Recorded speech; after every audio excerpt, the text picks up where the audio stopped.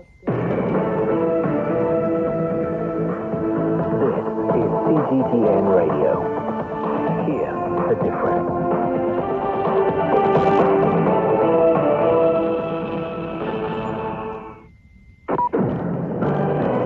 Now the news. I'm Han. Israel's military says it has killed Hezbollah leader Hassan Nasrallah. It says Nasrallah died in an airstrike on the group's central headquarters in the southern suburbs of Beirut on Friday. The Israel Defense Forces said the massive airstrike also killed several other commanders in the militant group. Hezbollah has released a statement confirming the death of its leader.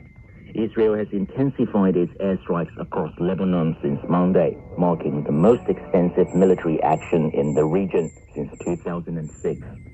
Wang Yi has called on the United States to derive its China policy from a rational perception.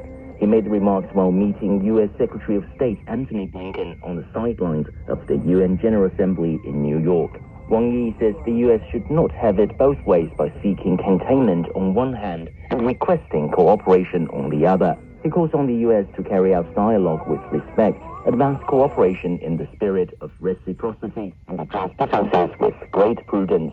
The minister also urges the U.S. to abide by the One China principle and support the peaceful reunification of China.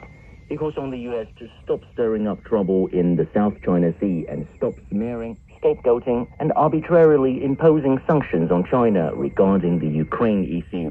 The Chinese foreign minister has held several important meetings on the sidelines of the UN General Assembly ahead of his address to the world body on Saturday. Jody Jacobs has details. 2,500 years ago, an old man rode on his buffalo and headed west of China. Before he vanished into the wild, he left behind a book of 5,000 words, which for the next 2.5 millennia would have shaped the Chinese way of thinking.